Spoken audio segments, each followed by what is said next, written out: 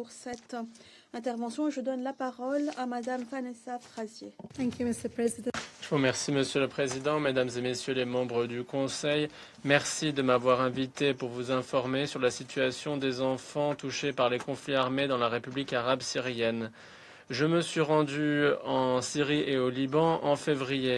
Ça a été une mission qui m'a inspiré. J'ai rencontré les autorités nationales qui sont attachées à la protection des enfants.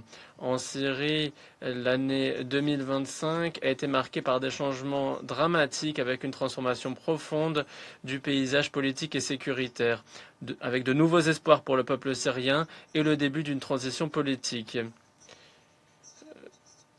Tout en se heurtant aux problèmes immenses liés à la reconstruction du pays et une décennie de guerre, et en lien aussi avec le legs de l'ancien régime, l'attachement du gouvernement syrien d'entamer un nouveau chapitre pour le pays et pour ses enfants, comme je l'ai constaté, m'encourage. En Syrie, j'ai tenté d'échanger avec le nouveau gouvernement pour réfléchir à la possibilité de renforcer la protection des enfants touchés par les conflits. Je me suis félicité de ce que tous les interlocuteurs se sont dit ouverts et disposés à coopérer avec les Nations Unies à cette fin. J'ai été encouragé par leur attachement, leurs obligations internationales, notamment s'agissant de la définition de l'enfant en tant que tout être humain ayant moins de 18 ans, conformément à la Convention sur les droits de l'enfant. Les efforts déployés par le nouveau gouvernement syrien pour intégrer les différents groupes armés sous un commandement unifié du ministère de la Défense aux fins de former une nouvelle armée syrienne sont louables. À cet égard, j'ai été informé que des cadres de protection, notamment un code de conduite et des procédures de vérification, étaient en vigueur pour empêcher le recrutement de mineurs de la part des forces gouvernementales syriennes, et la mise en œuvre était leur priorité, ont-ils dit. C'est à nouveau très encourageant. Je puis assurer au gouvernement syrien que les Nations Unies sont disposées à appuyer tous les efforts pour permettre d'interdire le recrutement d'enfants et leur utilisation et pour empêcher d'autres violations graves à l'encontre des enfants de la part des forces du gouvernement syrien.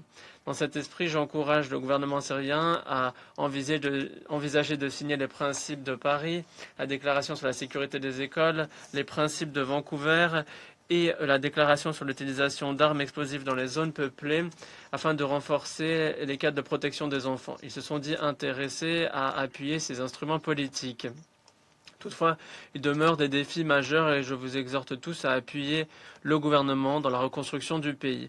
Ma visite a eu lieu alors dans le cadre des événements dans le nord-est de la Syrie, entre le gouvernement et les FDS, la détérioration de la situation dans les camps de Hol et de Roj et le transfert de détenus en Irak. Le camp de Hol a été fermé depuis par le gouvernement, mais ces événements ont montré la situation dramatique des enfants qui se retrouvent dans ces environnements particuliers et les problèmes associés à leur retour et leur réintégration dans la communauté. Nombre de ces enfants n'ont pas d'identité. L'absence de système d'enregistrement des naissances dans ces zones a renforcé leur vulnérabilité. Dans certains cas extrêmes, ils sont apatrides et sont exposés à des risques de violation et d'atteinte. Appuyer leur retour et leur réintégration dans la communauté en tenant compte du fait que la plupart n'ont connu rien d'autre que des camps fermés, en leur fournissant les services nécessaires, notamment l'éducation, est essentiel pour reconstruire le contrat social entre le peuple syrien et leur État. J'ai eu le plaisir d'apprendre par ailleurs qu'un travail avait été entamé pour combler les lacunes en matière d'état civil avec l'appui des Nations Unies. Par ailleurs, j'ai plaidé pour la libération des enfants détenus pour leur association ou celle des membres de leur famille, association alléguée avec Daesh. Bon nombre demeurent en détention dans le nord-est de la Syrie. Ces enfants doivent être traités essentiellement comme des victimes, libérés de la détention et remis aux acteurs de la protection sociale aux fins de la réunification sociale et de la réintégration. Je suis extrêmement préoccupé de ce que plus de 150 enfants ainsi qu'un nombre indéterminé d'enfants ont eu 18 ans en détention et qui ont eu 18 ans en détention ont été transférés en Irak depuis la Syrie parmi les détenus adultes entre janvier et février 2026. J'exhorte tous les États membres concernés à faciliter et accélérer le rapatriement volontaire de ces enfants qui ont des liens familiaux soupçonnés avec Daesh.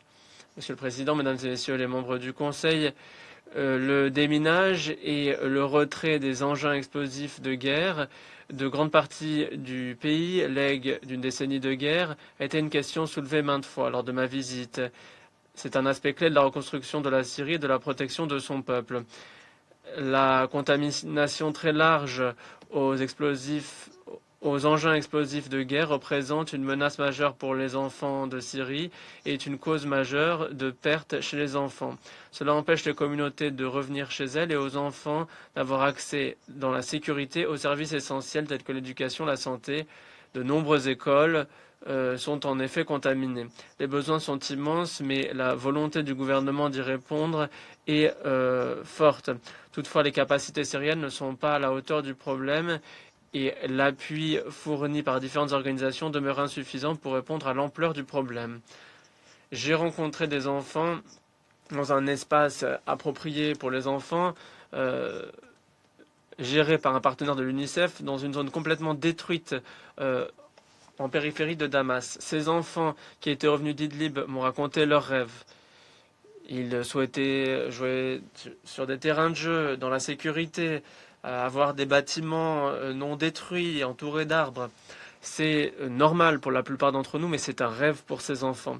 Je vous exhorte toutes et tous, ainsi que les bailleurs, à appuyer et financer le retrait d'engins explosifs, ainsi que la sensibilisation aux risques liés aux engins explosifs pour les enfants et les communautés. C'est un domaine pour lequel, ensemble, nous pouvons changer la donne de manière concrète et durable pour les enfants en Syrie. Monsieur le Président, en 2025, le niveau de violation grave à l'encontre des enfants en Syrie demeure élevé, légèrement plus élevé que l'année précédente. Le fait de tuer et de mutiler les enfants, violation qui a connu une croissance par rapport à 2024, a été la première constatée par le mécanisme de surveillance et de communication de l'information. Le recrutement et l'utilisation des enfants a été la deuxième violation la plus constatée, avec un déclin léger par rapport à l'année précédente. Il nous faut donc redoubler d'efforts pour appuyer le gouvernement pour répondre à ces violations graves et les prévenir. Nous appuyons également les efforts pour la reddition des comptes. Je rappelle la résolution 1539 et les résolutions suivantes sur les enfants en temps de conflit armé, lesquelles appellent les parties à des conflits listés dans les annexes du rapport du secrétaire général sur les enfants en temps de conflit armé, à préparer et mettre en œuvre des plans d'action pour faire cesser le recrutement et l'utilisation des enfants, le meurtre et la mutilation des enfants, le viol, les autres formes de violence sexuelle à l'encontre des enfants, de même que les attaques visant les écoles, les hôpitaux, l'enlèvement des enfants, et à faire ceci avec l'appui des Nations Unies. Avec le gouvernement de Syrie, nous nous sommes mis d'accord sur l'importance d'élaborer des plans pour mettre fin au recrutement, à l'utilisation, au meurtre, à la mutilation des enfants et pour prévenir d'autres violations graves.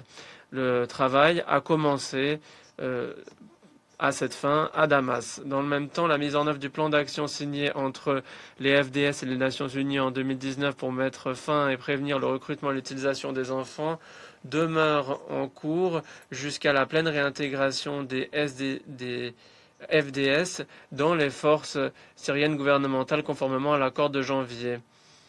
Les FDS ont avancé dans la mise en œuvre du plan d'action ces dernières années. Je les exhorte d'accélérer les aspects restants de la mise en œuvre. Je les exhorte à fermement mettre fin et à prévenir le recrutement et l'utilisation des enfants. Le plan d'action signé entre l'armée nationale syrienne de l'opposition et les Nations Unies en 2024 pour mettre fin et prévenir le recrutement et l'utilisation, le meurtre et la mutilation des enfants servira de base solide pour prévenir et empêcher les violations des nouvelles forces gouvernementales syriennes que le groupe a intégrées en 2025. En conclusion, j'ai commencé par dire que ma mission m'avait inspiré. Malgré les problèmes, la Syrie est une situation où il y a pour moi des potentiels et opportunités d'arriver à des changements positifs et durables pour les enfants. Ensemble, nous pouvons appuyer le gouvernement et changer véritablement la donne pour les enfants en Syrie. Je vous remercie.